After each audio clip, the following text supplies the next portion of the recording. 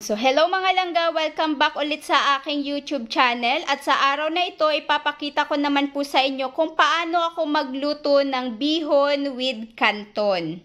Ayan. So, sa pagluluto ng bihon with canton, guys, gagamit po tayo dito ng bawang, sibuyas, chay, atay ng manok, pork, chicken breast, chicken ball, carrots, Baguio beans, at syempre yung ating cabbage. Naglalagay din po pala kami dito guys ng oyster sauce, pero optional lang po ito, kaya depende na po sa inyo kung gusto nyo maglagay. So ayan, ready na rin po yung aking kawali, kaya ano pa hinihintay natin? Let's go guys, samahan nyo na po ako, umpisahan na natin. Dahil mainit na po yung ating kawali, maglalagay na po tayo ng mantika. Ilalagay na natin yung ating bawang, sibuyas.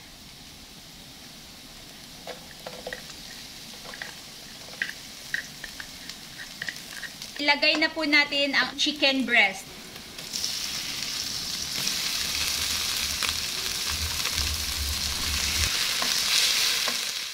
So, isunod naman po natin ilagay yung baboy. And next naman natin ilagay yung atay ng manok.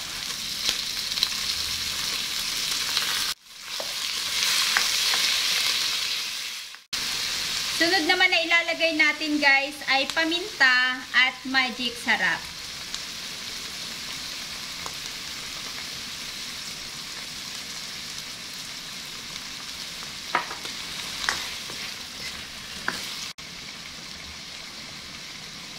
Sunod naman na ilagay natin po ay ang toyo.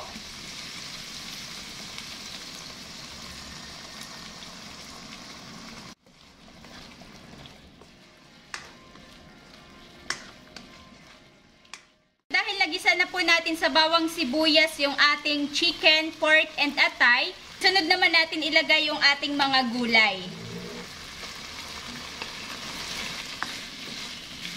And next naman po natin yung ating Baguio beans.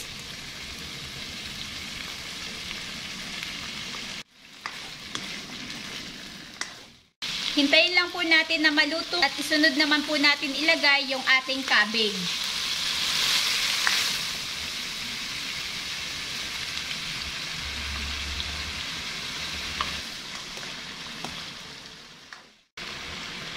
Ayan, so medyo luto na po guys yung ating gulay. Ang sunod naman na gagawin natin ay isit aside muna natin siya. Magpapakulo na po tayo ng tubig.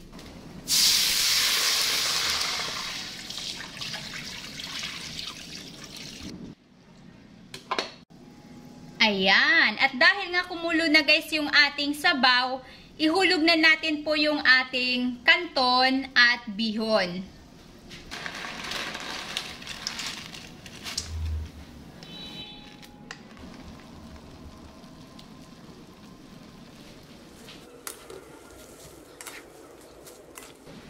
Ayan. So, hintayin lang po natin guys na medyo maluto. Ihulog naman natin ang ating mga ginisang gulay. Para yung lasa nito ay mapupunta na po dito sa ating canton.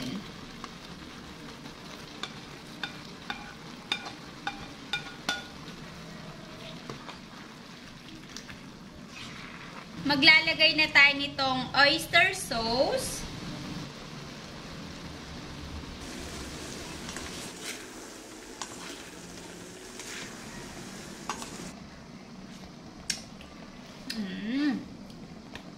Sarap na.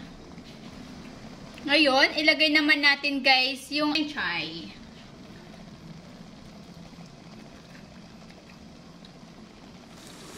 Hindi ko na pinakita sa inyo, pinrito ko na po pala yung ating fishball. At final mix. So, ayan na nga. Luto na yung ating canton with bihon guys. Ang sarap na. Ayan. So, ganun lang siya kadali, guys. And thank you for watching. Bye-bye!